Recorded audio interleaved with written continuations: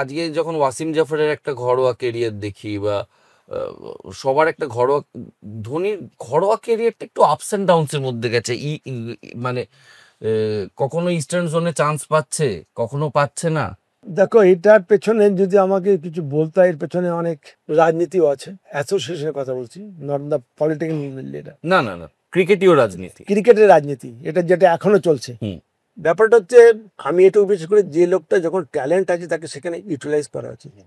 এখন আমি যেহেতু তুমি আমার টিমে হয়ে খেলবে, আমার টিম এফেক্ট করবে, তাই তোমাকে আমি বলবো না যে তোমার হ্যাভ বিন সিলেক্টেড, তোমাকে আমি সাপ্রেস করে দেবো না। আমাকে যখন খবর আসেনি তখন হয়তো আমি তোমাকে পাঠাবো, যাতে আমার ম্যাচটা হ্যাম্পার না করে। এরকম স্বার্থন্বেষী নিয়ে কিছু লোক ছিল তখন।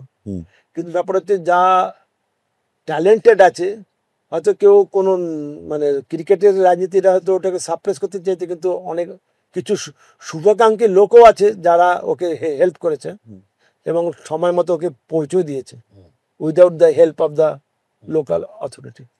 সুতরাং ট্যালেন্ট যদি আপনার কাছে থাকে, যদি আপনার সৎ ইচ্ছা থাকে, পাওয়া যাবে ওকে।